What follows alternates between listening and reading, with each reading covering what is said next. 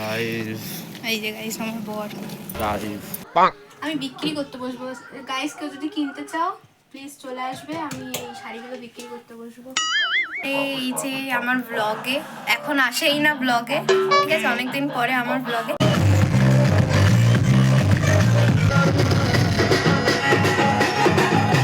আমি প্রমোশন করছি আমার বরকে গাইস। হ্যাঁ, আমি দেখাতে চাই না ওকে, ফালতু লোকেদের আমি দেখাই।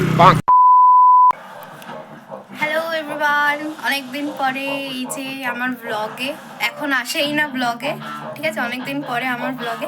তো আজকে হচ্ছে একটা পেয়েছি বিয়ে বাড়ি, তো যাচ্ছি হচ্ছে বিয়ে বাড়ি, ঠিক আছে। এটা নিয়ে এই বছরে সেকেন্ড বিয়ে, ঠিক আছে, 2 বছর পর এটা সেকেন্ড বিয়ে বাড়ি খাবো।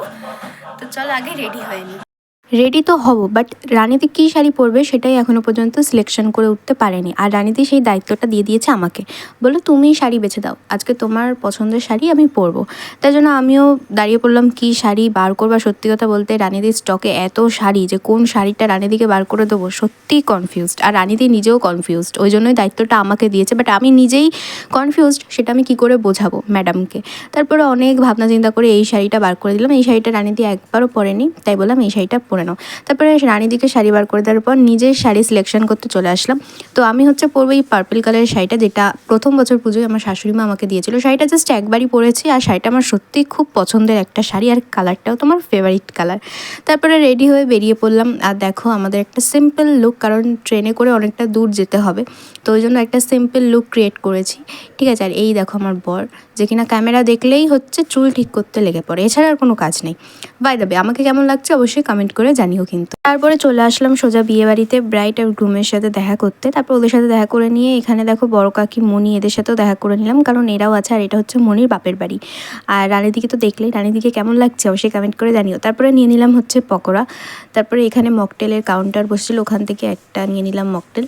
তারপরে হচ্ছে দেখলাম গাইজ যে এখানে হচ্ছে নাচ, কারণ এখানে ডিজে করেছে, ঠিক আছে। আর জাস্ট গানগুলো জাস্ট লাগাচ্ছে ফাটাফাটি, ওখানে মনিরা নাচছে, কারণ মনির বাপের বাড়ি, অবভিয়াসলি মনি নাচবে। বাট গানগুলো এমন চালাচ্ছিল যে আমাদেরই শুনে নাচতে ইচ্ছা করছিল, বাট আমরা নাচতে পারছি না, কারণ সব জায়গায় তো আর নাচা যায় না নিজেদের বিয়েবাড়ি ছাড়া। এই জন্য দাঁড়িয়ে দাঁড়িয়ে দেখা ছাড়া আর কোনো কাজ ছিল না আমাদের। আর গানগুলো শুনে রাখছিলাম যাতে কোনো নেক্সট নিজেদের মধ্যে কোনো অনুষ্ঠান পড়লে গানগুলো চালিয়ে ফাটিয়ে নাচ করতে পারি।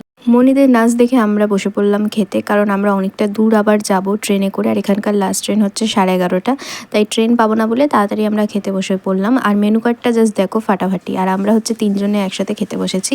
উল্টো সাইডে মা আর হচ্ছে পাপাই খেতে বসেছে, মানে আমার আরেকটা ননদ। আর এদিকে দেখো রানিদি হচ্ছে হাতের চুড়ি এক্সচেঞ্জ করছে, সেটাই বলছিল। দেন তারপরে হচ্ছে খেয়ে নিচ্ছি, কারণ খাবার পুরো ভিডিওটা নিতে পারিনি, বাট খাওয়া দাওয়া জাস্ট ফাটাফাটি করেছিল, খুব পছন্দ হয়েছে। তারপরে খাওয়া দাওয়া করে চলে আসলাম হচ্ছে ট্রেন ধরে সোজা খড়দা। আর ওদিকে দেখো বড় কাকি আর মা এত জোরে হাঁটছে যেন ওদের বাড়ি যাওয়ার অনেক তাড়া লেগেছে। বাই দ্য ওয়ে, ব্লগটা এই অবধি শেষ করছি, ঠিক আছে গাইস। ব্লগটা কেমন লাগলো বিয়েবাড়ির অবশ্যই কমেন্ট করে জানিও, ভালো লাগলে অবশ্যই সাবস্ক্রাইব করে দিও, লাইক করে দিও, আর কমেন্ট করে জানিও কেমন লেগেছে, ঠিক আছে। টাটা, দেখা হচ্ছে নেক্সট কোনো ব্লগে।